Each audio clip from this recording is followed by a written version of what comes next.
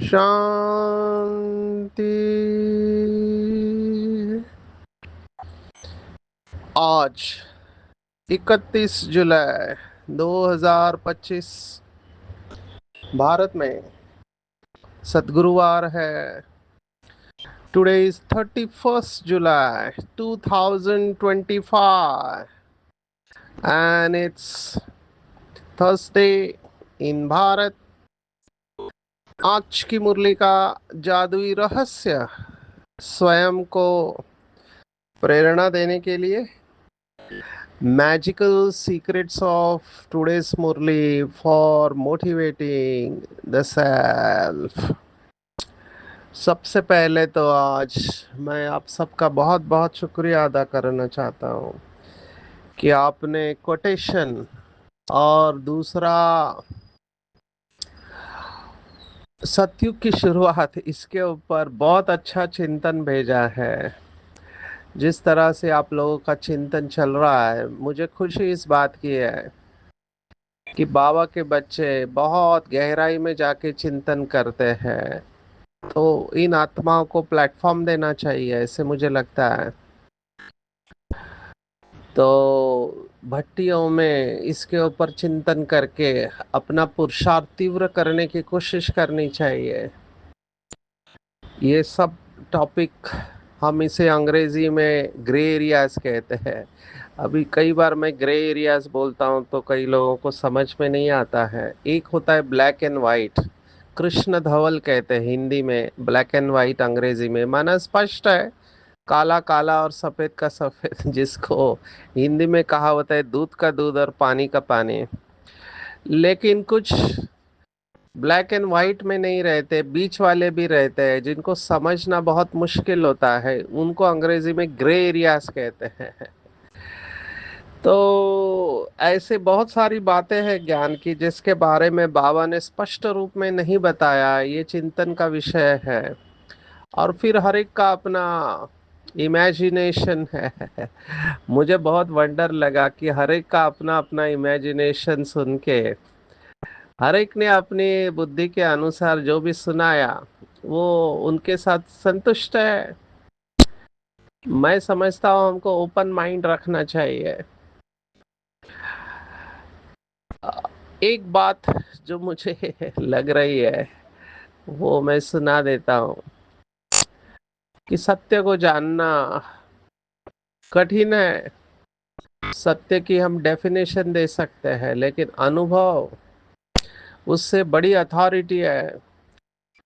आपको अनुभव सुनाते हैं। स्पार्क विंग की जब शुरुआत हुई तब हम मुंबई में हमारे परम आदरणीय रमेश भाई जी जिन्होंने इसकी स्थापना की उनके साथ मीटिंग करते थे। तो हम स्थापना के हैं स्पार्क विंग के, तो मुंबई में मीटिंग चल रही थी और हमारा ग्रुप बना था, तो उसमें हम अटक गए स्मृति और संस्कार के ऊपर। स्मृति और संस्कार कुछ लोग कहते थे एक ही थे, कुछ लोग अलग समझते थे, और हमारा इसके ऊपर काफी डिबेट हुआ था राजयोगा लैब के सब्जेक्ट में। तो फिर रमेश भाई को पता चला, वो आए और उन्होंने अपना अनुभव सुनाया कि हमने हमारा टाइम, काफी टाइम इन शास्त्रों की बातों के ऊपर वेस्ट किया है। आप पेड़ गिनोगे या आम खाना पसंद करोगे? तो ये बहुत लॉजिकल है। अनुभव सबसे बड़ी अथॉरिटी है। हम भले सभी बातें एक्यूरेटली बता पाए कि कब सतयुग चालू होता है, कितने जन्म, कौन सा 1250 वगैरह वगैरह, लेकिन व्हाट अल्टीमेटली मैटर्स इज हमारी अवस्था। क्या हम श्री कृष्ण के साथ आने के लिए तैयार है? 16 कला संपूर्ण, संपूर्ण निर्विकारी, मर्यादा पुरुषोत्तम, सर्वगुण संपन्न, संपूर्ण अहिंसक, वो ज्यादा जरूरी है ऐसे मुझे लगता है।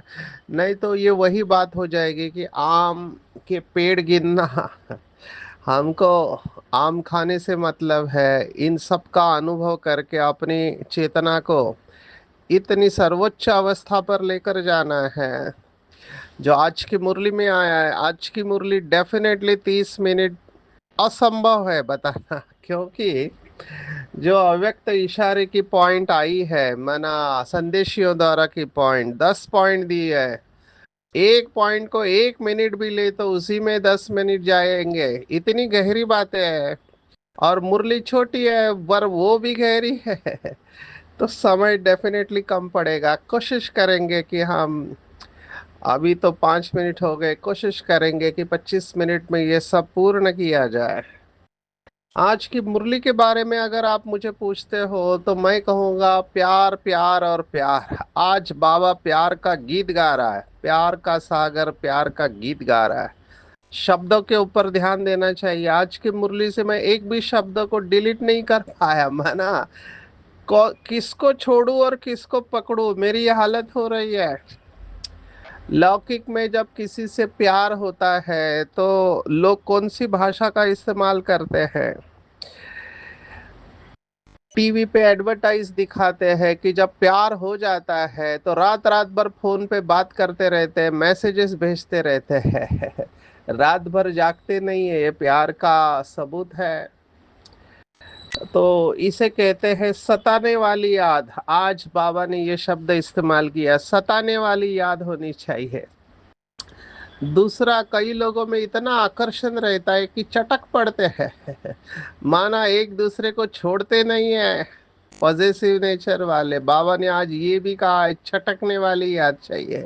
पहले कहा सताने वाली याद, फिर कहा चटकने वाली याद, और फिर लास्ट पैराग्राफ तो बाबा ने ऐसा शब्द इस्तेमाल किया है कि बेआरामी, बेचैनी हो जाती है जब अपना आशिक माशुक एक दूसरे को देख नहीं पाते हैं। तो मेरे पास ये किस्से आते हैं, अभी बाहर के आते हैं, मैं समझ सकता हूँ। यहाँ पर भी बाबा के बच्चे किसी देहदारी से दिल लग जाती है। भाई है, बहनें भी है। यूजुअली बहनें चुप रहती है, पहल भाई करते हैं। लेकिन अभी क्या कहूँ, बाबा ने कहा है कि दो बहनों का भी आपस में प्यार हो जाता है। एक बहन ने ऐसे ही मुझे पूछा कि पता है मुझे गलत है, लेकिन मैं उसके बगैर रह नहीं सकती हूँ। अभी आप इसे जो भी नाम देना चाहो, बॉडी कॉन्शियसनेस कहो, देह का भान कहो, या पिछले जन्मों का हिसाब किताब, मेजॉरिटी बीके मुझे कहते पिछले जन्मों का हिसाब किताब है, इसीलिए ये सब हो रहा है। अभी हेट्रोजीनियस रिलेशन मैं समझ सकता हूँ, लेकिन माँ बाप का भी बच्चों में इतना, हम तो उसे मोह ही कहेंगे, क्योंकि ज्ञान पूरा समझ में आ गया है। पति पत्नी का, या माँ बाप का बच्चों का, या दोस्तों का, इतना आपस में जो मुझे कहते हैं कि हमको वो चाहिए साथ में। भले काम विकार का भाव नहीं है, लेकिन साथ में होते हैं तो अच्छा लगता है। और वो जब नहीं होते हैं तो फिर बेचैनी होने लगती है। अभी इसे आप जो भी नाम देना चाहो, मुझे ऐसे लगता है कि ज्ञान के आधार पर और योग के बल के आधार पर इसको भी हमको जीतना है। क्योंकि बाबा ने शब्द इस्तेमाल किया, काम का हल्का नशा। बाबा ने एक प्रश्न का जवाब देते हुए एक मुरली में कहा कि कई बच्चे कहते हैं कि बाबा आप तो परम धाम में हो, साकार में कोई तो चाहिए हमारे साथ में। अभी बाबा ने इसका जवाब क्या दिया? बाबा ने कहा अगर एक आत्मा से भी आपकी ऐसी दोस्ती हो गई तो जब परिस्थिति आएगी तब बाबा याद नहीं आएगा, और उस समय वो देहदारी याद आएगा। अभी यहाँ पे डिफरेंस ऑफ ओपिनियन है। हम जब विहासा लेते हैं तो उसमें एक मॉड्यूल है वैल्यूइंग योर सेल्फ। उसमें सोर्सेस ऑफ सपोर्ट है। अभी आप साकार दुनिया में हो, साकार दुनिया में कोई इमरजेंसी आई तो बाबा आपके लिए आने वाला नहीं है। ऐसे एक आत्मा ने कहा, आने वाले तो देहदारी है। तो देहदारियों के साथ तो हमको दोस्ती रखनी ही पड़ेगी। तो ये पॉसिबल ही नहीं है कि देहदारियों के साथ दोस्ती नहीं रखे। मैंने कहा दोस्ती के लिए बाबा ने मना थोड़ी किया है। हमको सबके साथ रिश्ते डेफिनेटली अच्छे रखने चाहिए, लेकिन फंसना कहीं पे भी नहीं है। वो बाबा इसको इस तरह से कहते कि न्यारे प्यारे होकर रहना है, सबके साथ रिश्ते रखना है, क्योंकि मदद करने वाले तो साकार देदारी है। लेकिन हैविंग सेड दिस, बाबा के शब्दों का भाव ये है कि जो बाबा कहते हैं हथ कार्डे दिल यारडे, दिल में बाबा को रखना है, बाकी सहयोग तो आपको लेना पड़ेगा देहदारियों से। अभी यहाँ पर ही बॉर्डर क्रॉस हो जाती है कि सहयोग लेते लेते साथी बन जाते हैं, वो पता नहीं चलता है। सहयोग लेते लेते साथी बन जाते हैं, जीवन का एक हिस्सा बन जाते हैं, दिल में जगह बना लेते हैं। इसे बाबा ने बहुत सूक्ष्मता कहा हुआ है कि फैमिलियरिटी का हल्का नशा। बाबा का शब्द देखो क्या है, फैमिलियरिटी का हल्का नशा। अभी दोस्त है तो सभी के साथ दोस्ती होनी चाहिए, विशेष फलाना व्यक्ति ही क्यों चाहिए। जब किसी एक व्यक्ति के साथ ही आप ज्यादा रहते हैं तो फिर वहां पे शायद बॉर्डर क्रॉस हो रही है, तो अपने को चेक करना चाहिए। क्योंकि फिर अंतिम समय में बाबा के साथ वो देहदारी भी याद आने के चांसेस होते हैं। तो आज ये बात को मैं इसलिए ले रहा हूं कि जो बच्चे कहते हैं कि हमें अकेलापन लगता है, अभी ये कई लोगों की साइंस के हिसाब से या मनोविज्ञान के हिसाब से कहते हैं प्यार हमारी जरूरत है। मैंने कहा फिर, तो बोला देहदारी की प्यार हमारी जरूरत है। मुझे कितने महीने में मैसेजेस आते हैं जिसमें पति ज्यादातर, पति पत्नियां कम, लेकिन उनकी जरूरत है कि देहदारियों का प्यार, और साइंस इसको जरूरत कहता है, इसलिए मैं ये शब्द इस्तेमाल कर रहा हूँ।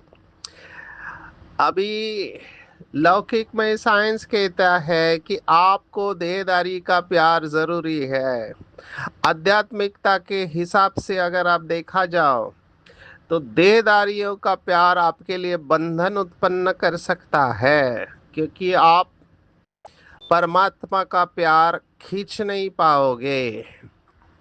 देहदारियों का प्यार पिंजड़े का पंछी बनाता है। पंछी जरूर बनाएगा, आपको बहुत अच्छा लगेगा, लेकिन पिंजड़े का पंछी आप उड़ नहीं पाओगे। और परमात्मा का प्यार उड़ता पंछी बनाएगा, बंधन मुक्त करेगा, दोनों में सुख है।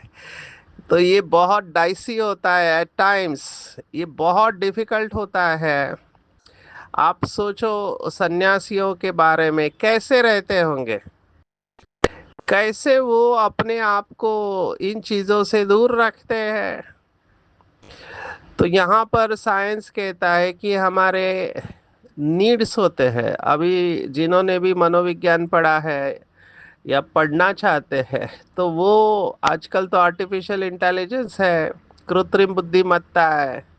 आप अब्राहम मैस्लो का नाम डालेंगे, हिरार्की ऑफ नीड्स, तो अब्राहम मास्लो ने अलग अलग हिरार्की बताई है, माना लेवल्स बताए हैं। तो पहले हमको रोटी कपड़ा और मकान चाहिए, फिजिकल नीड्स है। फिर आपको चाहिए सुरक्षितता के नीड्स, सेफ्टी नीड्स। ऐसे आप ऊपर जाते जाते फिर आपके इमोशनल नीड होते हैं, भावनिक जरूरतें होते हैं। यहाँ पर आता है ये देहदारियों का प्यार, प्यार सम्मान जो भी आप इसे कहो, ये सब इधर फिट बैठते हैं। जब एक स्टेज आती है आप इससे ऊपर जाते हैं, लास्ट में संपूर्ण अवस्था में बाकी सब ड्रॉप डाउन हो जाते हैं। यहाँ पर आपको मैं एक फॉर्मूला देके मुरली के ऊपर आता हूँ, क्योंकि यहाँ पे कई लोग अटक रहे हैं, मुझे कॉन्फिडेंशियल बातें बताते रहते हैं। कई सेंटर पर जाता हूँ तो भट्टियों में ये बातें आती है। तो एक सिंपल प्रिंसिपल, क्योंकि प्यार के ऊपर आज की मुरली है, तो किसी देहदारी को देख के मेरा चेहरा खिल जाता है। या मुझे भरपूरता का अनुभव होता है, प्यार का अनुभव होता है, तो वो प्यार उस देहदारी में नहीं है, वो प्यार आपके अंदर ही है। वो देहदारी तो एक ट्रिगर का काम कर रहा है। किसी का चेहरा खूबसूरत होता है, किसी का स्वभाव अच्छा होता है। बाबा ने ये भी मुरली में कहा है, किसी की विशेषता से प्रभावित हो जाते हैं। विशेषता से भी प्रभावित नहीं होना चाहिए, क्योंकि विशेषता भी परमात्मा की देन है। तो वो ट्रिगर का काम कर रहा है देहदारी। वो देहदारी कोई भी हो सकता है, भाई बहन।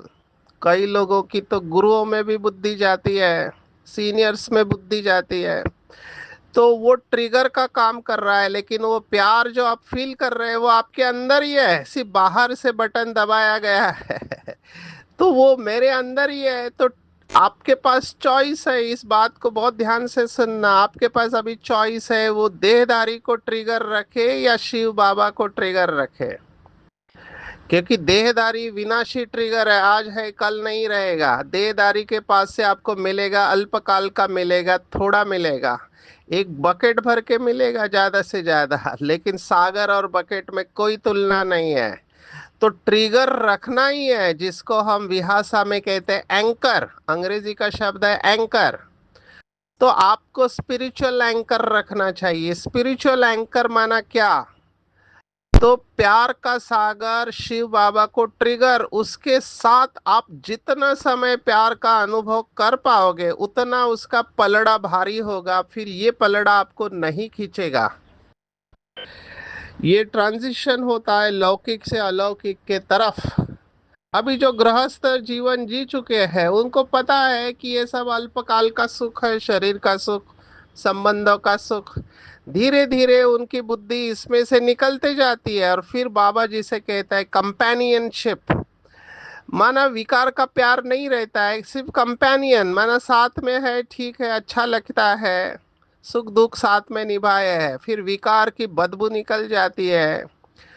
तो कंपेनियन अगर बनाना ही है तो शिव बाबा को अपना कंपेनियन बनाओ, ब्रह्मा बाबा को अपना कंपेनियन बनाओ। ये अविनाशी कंपेनियन है, सदा साथ निभाने वाले हैं शमशान के आगे।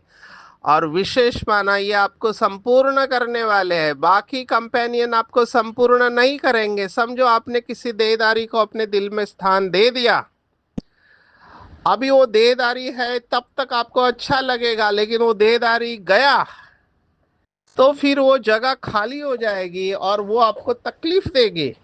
मेरे पास कितने केसेस है, कहते हैं हम घर से दूर रहते हैं, घर में आने के बाद फिर वो खालीपन भरने की कोशिश करते हैं, वो देहदारी का स्थान खाली ही रह जाता है। ये आज की मुरली है। बाबा बार बार कह रहा है, देखो बाबा ने कितना प्यार से कहा, बच्चे तुम्हारे बिगर हमको भी जैसे बेआरामी होती है। जब समय होता है तो बेआरामी हो जाती है, बस अभी हम जाओ। बच्चे बहुत पुकारते हैं, बहुत दुखी है, तरस पड़ता है, इसलिए मैं आता हूँ तुम बच्चों को सब दुखों से छुड़ाने। अभी तुम बच्चों को घर चलना है, फिर वहां से तुम आपे ही सुखधाम चले जाएंगे। वहां मैं तुम्हारा साथी नहीं बनूंगा। अपनी अवस्था अनुसार तुम्हारी आत्मा चली जाएगी। तो कितना बाबा बच्चों से प्यार करता है। तो ऐसे बाप को छोड़ना नहीं चाहिए। आज बाबा ने कहा, मीठे बच्चे गफलत मत करो, स्वदर्शन चक्रधारी बनो, लाइट हाउस बनो। स्वदर्शन चक्रधारी बनने की प्रैक्टिस अच्छी हो जाएगी तो फिर तुम जैसे ज्ञान का सागर हो जाएंगे। जैसे स्टूडेंट पढ़कर टीचर बन जाते हैं ना, तुम्हारा धंधा ही है सबको स्वदर्शन चक्रधारी बनाओ, तभी चक्रवर्ती राजा रानी बनेंगे।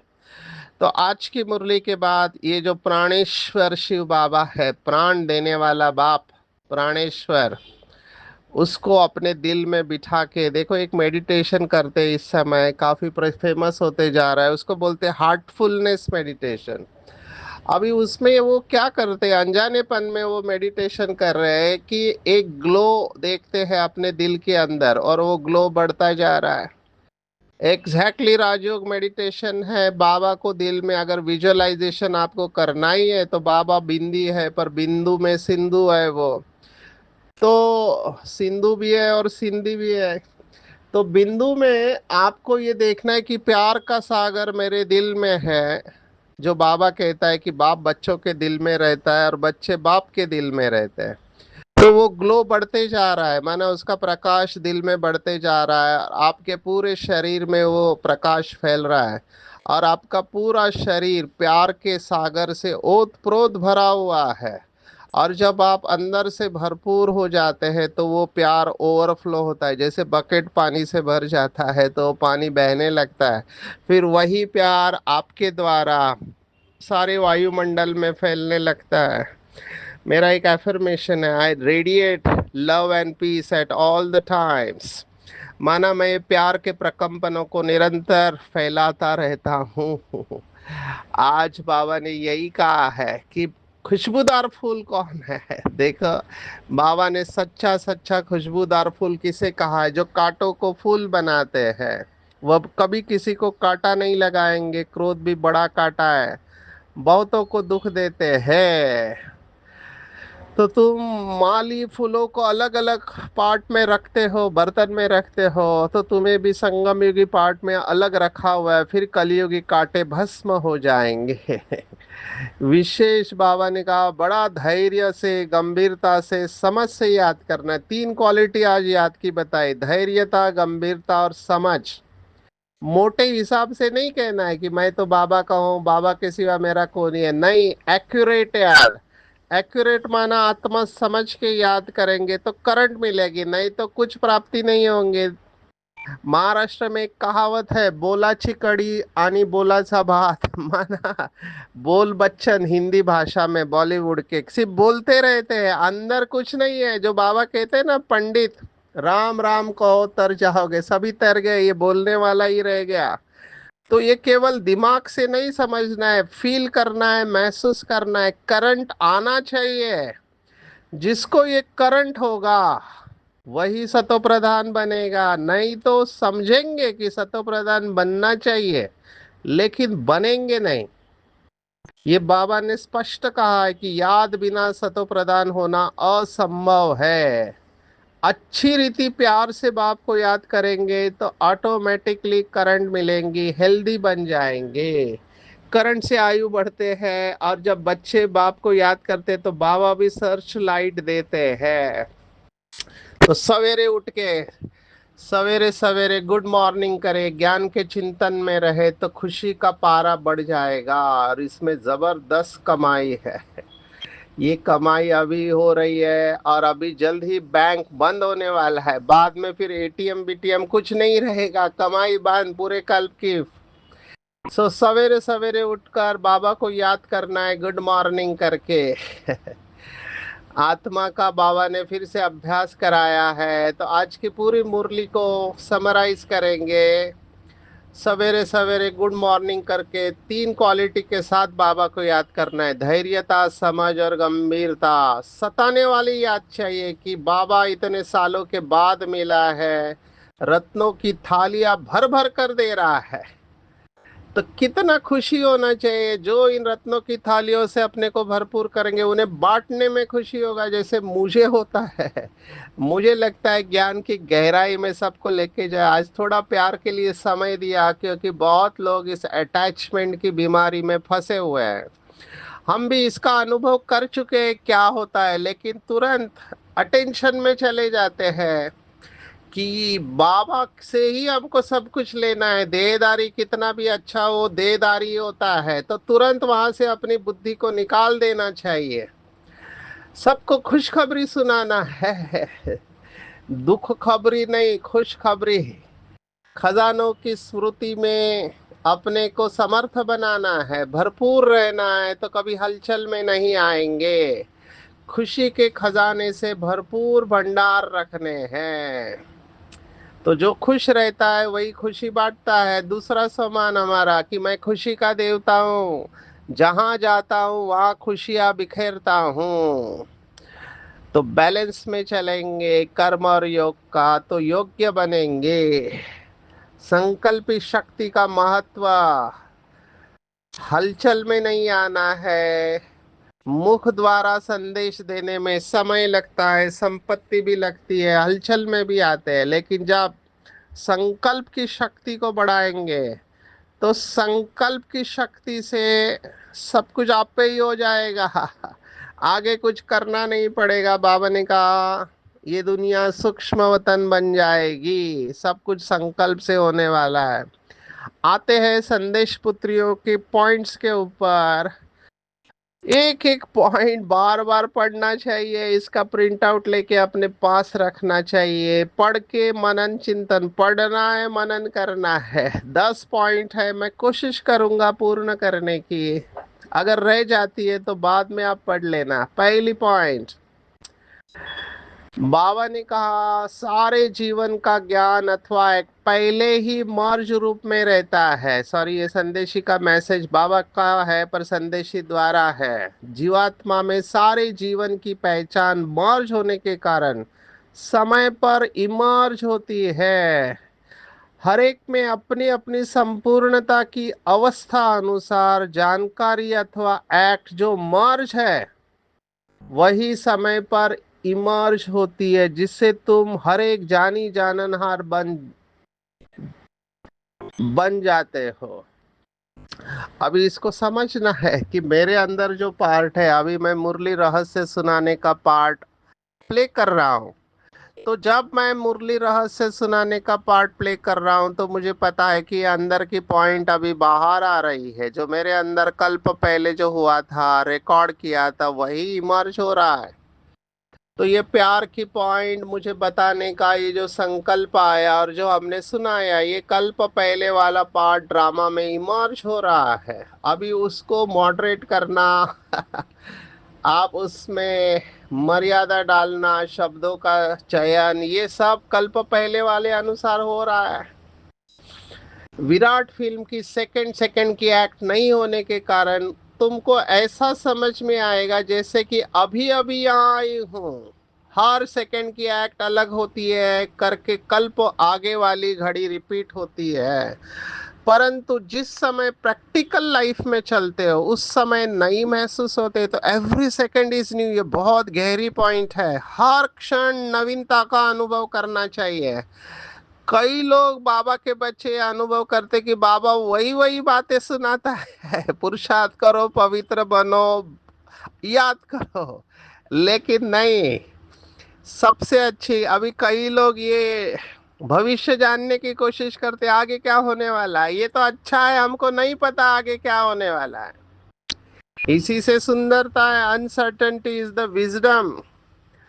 हमको नहीं पता आगे क्या होने वाला है, लेकिन यही तो सुंदरता है। ऐसे कोई कह नहीं सकता कि मैंने तो ज्ञान प्राप्त कर लिया, अब मैं जाती हूँ। नहीं, जब तक विनाश हो तब तक सारी एक्ट और सारा ज्ञान नया है। इसके ऊपर और चिंतन करेंगे, आगे चलते हैं। भावी ड्रामा की जो बनी हुई है, भावी के आगे किसी का कुछ नहीं चलता। शास्त्रों में इसके ऊपर कई सारी बातें लिखी हुई है। श्री राम और श्री सीता का विवाह सब कुछ मुहूर्त देखकर हुआ था। और श्री राम को राज्य करना था, लेकिन फिर भी भावी जो थी वो भावी के अनुसार श्री राम, श्री सीता और श्री लक्ष्मण, इन तीनों को जाना पड़ा वन में, ये भावी है। और फिर रावण को सीता को चुराना ये भावी है। फिर युद्ध होना भावी है, बच्चे अलग होना, ये सब भावी है। तो भावी के ऊपर बहुत पक्का निश्चय चाहिए। भावी को कोई टालता या बनाता है, सब अपने ऊपर है। खुद का शत्रु और खुद का मित्र मैं हूँ। ये एक लाइन बड़े अक्षरों में लिखना है। तुम्हें बहुत रमणीक स्वीट बनना और बनाना है। रमणीक भी होना चाहिए और स्वीट भी होना चाहिए। कई बाबा के बच्चे बहुत गंभीर रहते हैं, गंभीरता के साथ रमणीकता, बैलेंस। विराट फिल्म में सहन करना भी कल पहले वाला मीठा सपना है। क्या कि जिन्होंने तंग किया है वो फिर भी डिवाइन यूनिटी, सुप्रीम यूनिटी और विजय पांडव बनकर रहते, ये देखेंगे। जिन्होंने भी हमको तकलीफ दिया है वो लास्ट में दुख का अनुभव करेंगे। जैसे विलन पूरा मूवी जीतता है, लास्ट में वो हारता है। देखो विराट फिल्म में वंडर है तो पांडव आए पधारे हो, तुम्हारे पुराने चित्र निशानियां कायम है। अभी हम पुराने जड़ चित्रों को भी देखते हैं, तो जब ये विनाश हो जाएंगे तब नए चैतन्य स्वरूप की स्थापना होगी। प्रैक्टिकल में हम अपने यादगार को देख रहे हैं। संगम के स्वीट समय पर अनन्य दैवी बच्चे ही विजय प्राप्त करके स्वर्ग की लॉटरी लेते हैं। साक्षी होके देख रहा है। ये 7वीं पॉइंट भी बहुत गहरी है, फंसना नहीं है।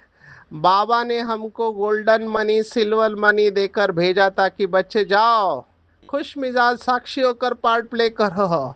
फिर हम फंस गए। अभी फिर से पलटकर निर्विकारी बनने से आदि मध्य दुख अंत दुख से छूटकर जन्म जन्मांतर के लिए सुख प्राप्त कर लेंगे।